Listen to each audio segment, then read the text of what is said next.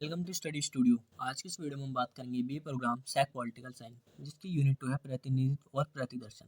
तो ये इस यूनिट का पार्ट 3 है। अगर आपने बाकी पार्ट नहीं देखे हैं तो मैंने डिस्क्रिप्शन में लिंक दे दिया है, आप जाके देख लीजिए। तो वीडियो को स्टार्ट करने से पहले चैनल को सब्सक्राइब और वीडियो को लाइक करना ना भूलें। चलिए वीडियो को स्टार्ट करते हैं।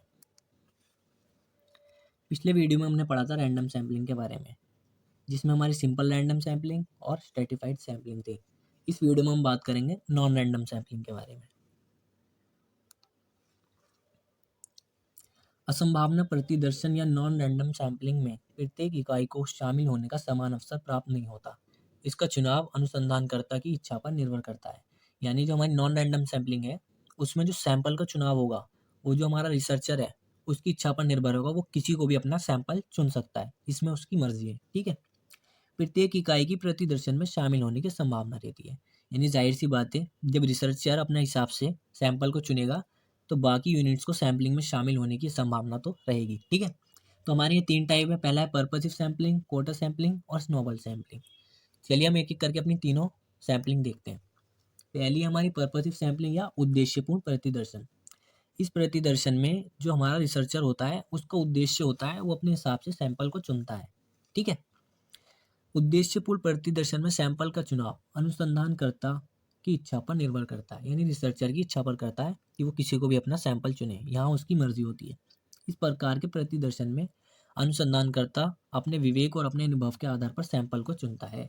यानी अपने एक्सपीरियंस के हिसाब से और अब सोच समझ कर वो सैंपल को चुनता है कि हाँ यही उसका सैंपल है, कहाँ उसका सैंपल मिलेगा, और उसकी मर्जी होती है, वो किसी को भी अपना सैंपल चुन सकता है। इस प्रतिदर्शन में सभी को प्रतिदर्शन में शामिल होने का समान अवसर नहीं मिलता।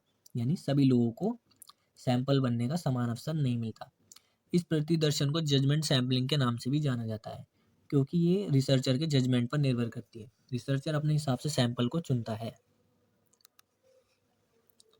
फॉर एग्जाम्पल के लिए मान लीजिए मुझे डिबेट कॉम्पिटिशन में बच्चों को लेना है। ठीक है। क्लास में से ये हमारी पूरी क्लास है। ठीक है। अब मैं हूँ रिसर्चर। अब मैं अपनी इच्छा के अनुसार किसी भी बच्चे को डिबेट कंपटीशन के लिए चुन लूँगा। ठीक है। मेरा पर्पस है, मैं किसी को भी चुन सकता हूँ, मेरी इच्छा है। ठीक है। मैंने इसको चुन लिया, इसे चुन लिया, इसे चुन लिया, इसे चुन लिया, इसे चुन लिया, यानी 5 बच्चों को ले लिया मैंने। ये हो गया मेरी सैंपल। यानी मैंने अपनी इच्छा के अनुसार चुना है किसी को भी बच्चे को, चाहे वो डिबेट में अच्छा हो या ना हो, ये रिसर्चर की मर्जी है। ठीक है। हम बात करेंगे मेरिट्स ऑफ पर्पसिव सैम्पलिंग या गुण या इसके लाभ। ये कम खर्चीली विधि है। इसमें प्रतिदर्शक का आकार बहुत बड़ा नहीं होता। सैंपल का आकार छोटा होने के कारण इस प्रणाली में समय की बर्बादी भी नहीं होती। ये पद्धति काफ़ी सरल है। रिसर्चर को पॉपुलेशन में से अपने सैंपल की पहले से जानकारी प्राप्त होती है और सैंपल का चयन आसान हो जाता है। यानी जैसे मान लीजिए डिबेट में लेने हैं मुझे बच्चे। ठीक है। अब आपकी क्लास में मुझे पता रहेगा कौन सा बच्चा डिबेट में अच्छा है, कौन सा नहीं। ठीक है। यहाँ मेरी मर्जी होगी, मैं किसी को भी चूज़ कर सकता हूँ। अब मुझे मान लीजिए एक एग्जांपल और, मुझे क्लास में से 10 पढ़ने वाले बच्चे लेने हैं जो बहुत अच्छे हों। अब टीचर को तो पता ही रहता है कौन सा बच्चा पढ़ाई में अच्छा है, तो वो अपने हिसाब से सिलेक्ट कर लेगा। मान लीजिए मुझे 5 लेने हैं, तो मैं इन 10 में से किसी भी 5 को सिलेक्ट कर सकता हूँ। ठीक है। ये रिसर्चर की इच्छा पर निर्भर करता है। Demerits of purposive sampling. इस प्रतिदर्शन पद्धति में अनुसंधानकर्ता अपनी इच्छा के अनुसार सैंपल चुनता है, इसलिए ये पक्षपातपूर्ण होता है। यानी रिसर्चर अपनी इच्छा के हिसाब से चुनता है, अपनी मर्जी से किसी को भी, इसलिए इसे पक्षपातपूर्ण माना जाता है। अनुसंधानकर्ता संपूर्ण समूह को नहीं समझ पाता, यानी पूरी पॉपुलेशन को नहीं समझ पाता। मान लीजिए बच्चों वाले एग्जाम्पल ले लेते हैं। 10 बच्चे लेने हैं हमें, 10 में से 5 लेने हैं।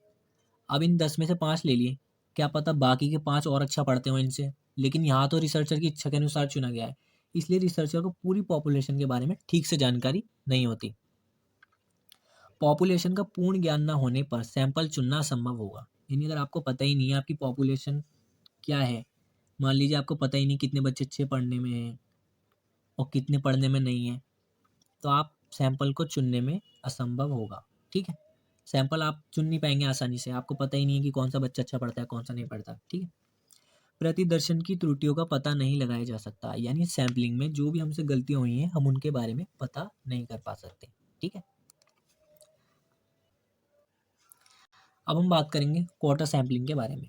इस प्रणाली के अंतर्गत पॉपुलेशन या समग्र को कई भागों में बांट दिया जाता है। फिर प्रत्येक भाग में से चुनी जाने वाली इकाइयों की संख्या तय कर ली जाती है। इस निश्चित संख्या को ही अभ्यंश या कोटा सैंपलिंग कहते हैं। यानी कोटा सैंपलिंग में जो सैंपल्स होते हैं वो फिक्स कर लिए जाते हैं। ठीक है, मान लीजिए किसी क्लास में 15 बॉयज़ हैं और 10 गर्ल्स हैं। अब हमें डिबेट कंपटीशन के लिए बच्चे चाहिए। ठीक है, अब हमने कोटा फिक्स किया, 3 लड़के लेने, 2 लड़की लेनी है। ठीक है, इन 15 में से हमें 3 बॉयज़ लेने हैं और इन 10 में से हमें 2, यानी ये हमारे कोटा यानी फिक्स हो गया हमारा सैंपल जो है। ठीक है, अब इन 15 में से जो मैं 3 लूँगा उसमें मैं किसी को भी सिलेक्ट कर सकता हूँ और इन 10 में से जितनी भी गर्ल्स हैं उनमें से मैं किसी भी 2 गर्ल्स को ले सकता हूँ। ये हो गई हमारी कोटा सैंपलिंग। ठीक है, क्लास में कितने बच्चे थे टोटल? 35, 15 बॉयज़, 10 गर्ल्स, 3 इसमें से लिए, 2 इसमें से, यानी नंबर्स हमारे फिक्स हो गए। यानी एक तरीके से स्ट्रेटिफाइड सैंपलिंग की तरह है ये भी, लेकिन उसमें हम अपनी इच्छा के अनुसार नहीं चुन सकते थे बच्चों को। ठीक है, ये प्रणाली अनुसंधानकर्ता की ईमानदारी और निष्पक्षता पर निर्भर करती है। यानी रिसर्चर की निष्पक्षता पर निर्भर करती है कि वो किस तरह बच्चों को सिलेक्ट करता है। इस प्रणाली में रिसर्चर अपनी इच्छा अनुसार ही सैंपल चुनता है, जिससे पक्षपात की संभावना बनी रहती है। यानी रिसर्चर अपनी इच्छा के अनुसार चुनेगा तो भेदभाव या पक्षपात की संभावना तो रहती ही है। ठीक है, हम बात करते हैं मेरिट्स ऑफ कोटा सैंपलिंग। ये विधि सरल है, इसलिए समय की बर्बादी नहीं होती।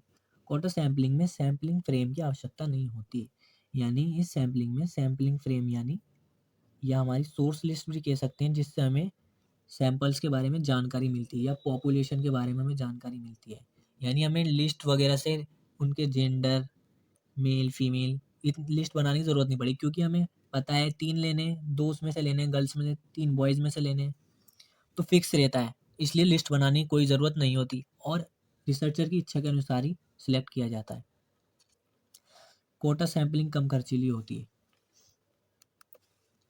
हम बात करते हैं demerits of sampling, quota sampling, दोष, यानी इस प्रणाली के दोष क्या क्या है हमारे। इस प्रणाली में अनुसंधानकर्ता अपनी इच्छा के अनुसार सैंपल चुनता है, जिससे पक्षपात होने की संभावना रहती है। प्रतिदर्शन की त्रुटियों का पता नहीं लगाया जा सकता, यानी सैंपलिंग एरर जो है इस प्रणाली में जो भी हमसे गलतियां हुई उनका पता नहीं लगाया जा सकता।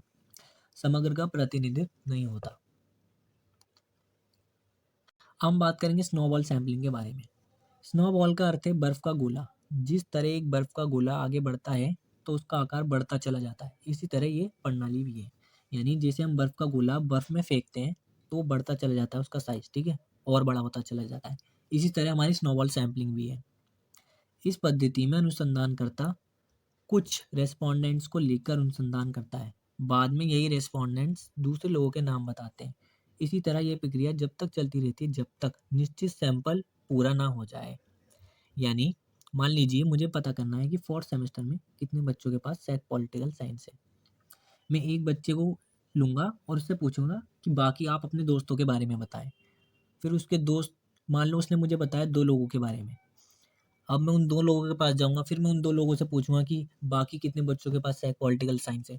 फिर वो मुझे बाकी बच्चों के बारे में बताएँगे। इसी तरह ये प्रक्रिया चलती रहेगी जब तक सैंपल पूरे नहीं हो जाएँगे। मान लीजिए 20 सैंपल लेने हैं मुझे, जब तक मुझे 20 सैंपल नहीं मिल जाएँगे, जब तक मैं ऐसे ही लोगों से पूछता रहूँगा। ठीक है? स्नोबॉल सैंपलिंग में भी सैंपल रिसर्चर की इच्छा के अनुसार चुने जाते हैं। यानी इस सैंपलिंग में भी रिसर्चर अपनी इच्छा के अनुसार सैंपल को चुनता है। इस सैंपलिंग का प्रयोग जब किया जाता है जब पॉपुलेशन की जानकारी ना हो या रेस्पोंडेंट्स तक पहुंचना कठिन होता है।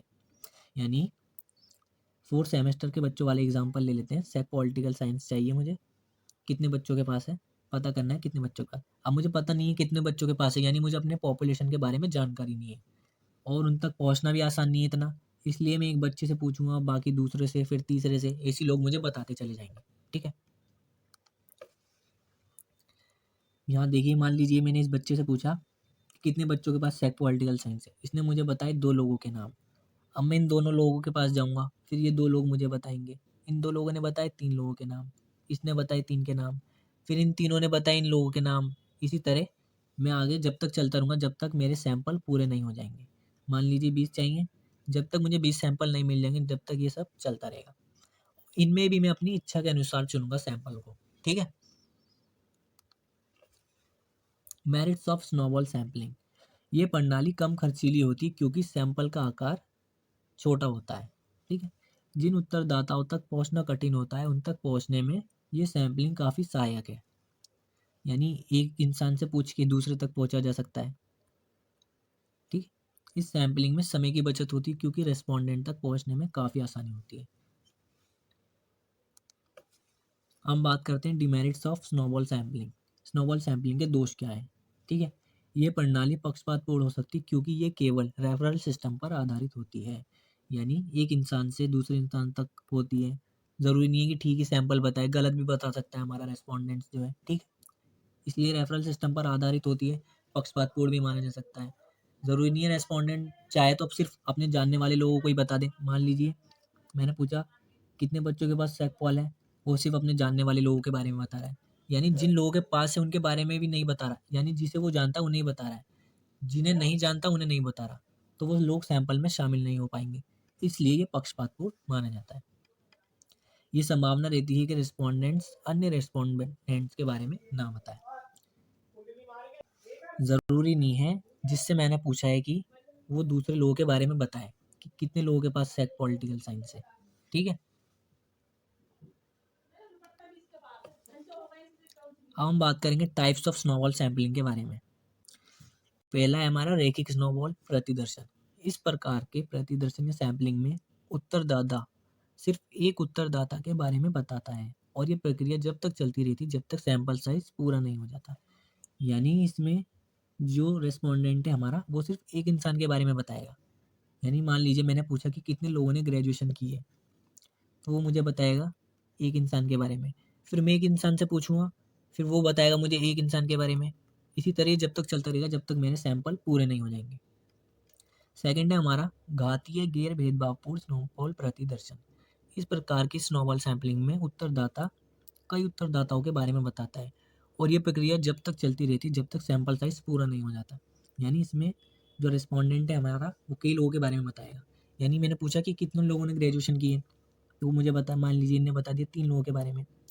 अब मैं इनके पास जाऊँगा तो ये 3 लोगों के बारे में बताएँगे या 4 के कितने भी लोगों के बारे में बता सकते हैं। यानी जब तक मैं पूछता रहूँगा जब तक मेरा सैंपल साइज़ पूरा नहीं हो जाएगा।